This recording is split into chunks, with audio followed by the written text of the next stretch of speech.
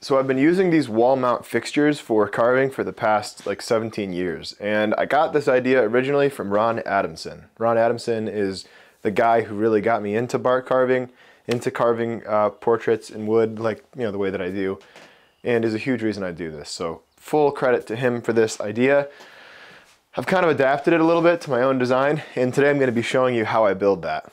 This video is brought to you by Woodcarving Illustrated. Woodcarving Illustrated is a resource for those of you interested in growing your skills in carving, from, again, dust collection to knife work, from projects, tools, sharpening. So many tidbits, tips, and tricks in this book, or in this magazine. It's fantastic. So check it out. In the link below, they've given us a code CARVER, C-A-R-V-E-R, and that code will get you some free goodies, handouts from myself, and from step-by-step articles from Catherine Overcash as well. So check that out in the link below and use the code CARVER. Now let's get into this video. Now the principal construction is really simple. It's just made of approximately 4-ish 2x4s if you want to do the simpler version. If you want to do the beefier version, which is the version I'm going to do today, which has 5 2x4s at the base and 3 2x4s at the top, all you need is, like I said, 5 of these suckers, and they're cut wide enough to span the studs in your wall. So that's usually, what, 16.5 inches on center, so you want probably a 17, 18 inch wide piece of, 2x4 to span those gaps, and you're going to need to cut, let's say 7 of them if you're doing it the way, or actually that would be 8, math, if you want to do what I'm doing here. So let's get into it. All right, so I've got 8 2x4s cut to approximately 18 inches, right around 18 inches. Now I'm going to pre-drill the ends. I'm going to pre-drill 4 holes, 1 on each end, to drill into the studs on the wall. So you can locate the studs, of course, with a stud finder, but I'm going to use my, I'm not going to be as particular because I don't have to worry about it. The walls are made of plywood, so I could, feasibly screw into any area here, and it's going to be strong enough. So. All right, so I'm measuring out about 39 inches from the floor. That's what I've chosen to do here because I like to have the bench at a comfortable working height. The carving is typically at shoulder height. So I've got that measured out, and again, I'm spanning the studs. That's why I've made it 18 inches, just to be, just to span the studs so I can screw in at the ends.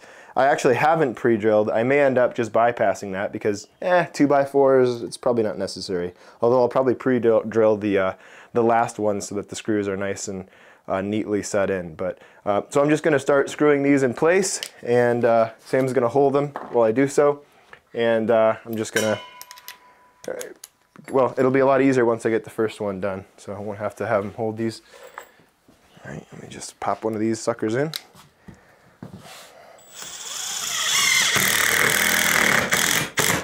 Yeah, it's holding up okay. Long enough piece of wood to where I'm not, if I was screwing right into the ends, it'd be a lot more likely I'd get cracking, and I still may get some, but so I've measured both sides. It should be pretty level. Yep. I take that down a little bit. Perfect. Thanks, dude. Of course.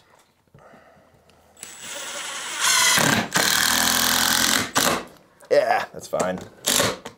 I'm using cedar here because I have an excess of it. It doesn't necessarily need to be the case. You don't have to use cedar, obviously, but this is what I'm using today.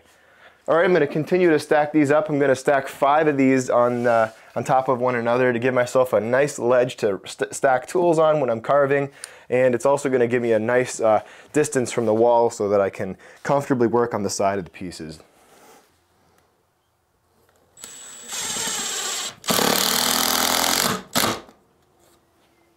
All right, now I've got 5 of these suckers stacked up on top of one another, and I've got a stack of 3 that I've actually pre-screwed and pre-drilled with a long screw. This is, let's see, what is this? 6-inch screw.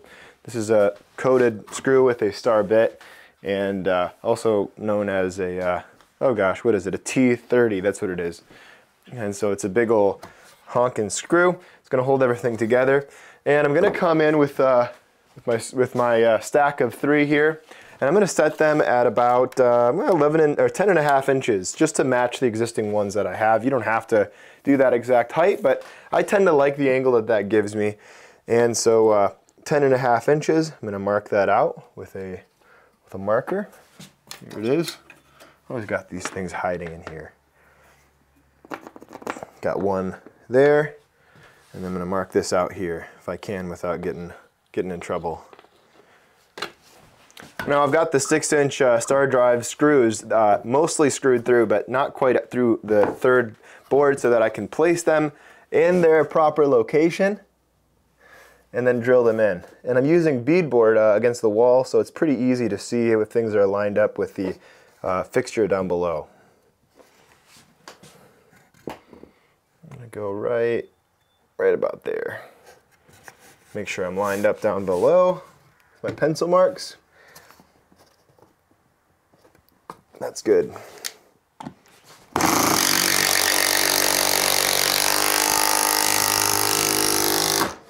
Got that. Looks like it creeped up on me. I'm gonna have to lower it just a bit.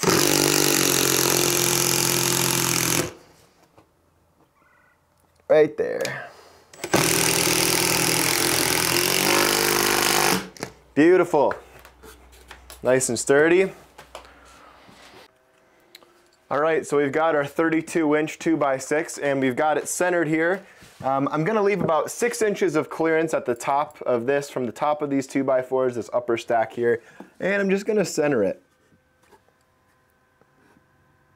Just like so. And I've got my, these are probably excessive, right? The 6-inch long screws, but I wanna make sure it's nice and strong, so I'm gonna run these through. Actually, let's go a little bit higher. Let's go right there.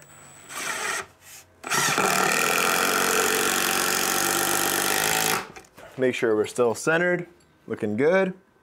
Looking good. I'm going to go down to the bottom here. Same thing here.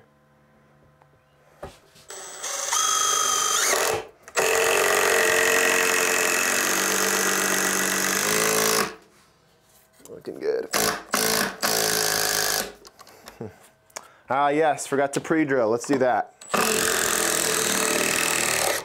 Just to make sure this sits nicely. Getting ahead of myself.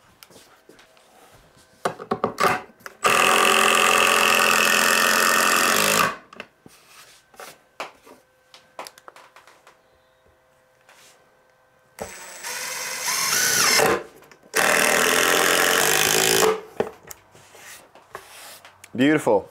And now we have a very secure setup for clamping our wood fixtures to. So really nice and easy to use. So for instance, I'm going to grab my backer board. This is a about 4-inch by say 24-inch piece of 3/4 plywood, and all I have to do is use my 2-inch spring clamps to clamp it in place, and that's going to be super firm and great for carving. Now I just have to paint it, sand it up a little, and then give it a paint. All right, so here's the setup painted. I've been using it pretty consistently for the last couple weeks. Well, I guess what I mean to say is that I've been using it occasionally, because this is not my main fixture. This is an extra one. And I don't know if I mentioned it at the beginning of this video, because it's been a couple of weeks since I filmed it, but I am created this fixture for a class that I was teaching, or a portrait carving getaway. So this has been awesome. It's a really nice setup. I mean, if you have yet to try this, I don't see why you shouldn't. It's just a great setup. I don't know what else to say about it. You know, move the carving around any which way, fix it in place, provided you have a wide enough board. This is kind of a thinner board, but yeah, that said, enjoy this, guys. I hope that you give it a shot. That if you're into relief carving, that is, you give it a shot. It's not for everyone. And I'd love to hear or see iterations if you guys have your own versions of this. If you post them on Instagram, if you do end up building them, yeah, because then we all get better at the same time. So see you guys in the next one. Take your vitamins. Thanks for watching. Goodbye.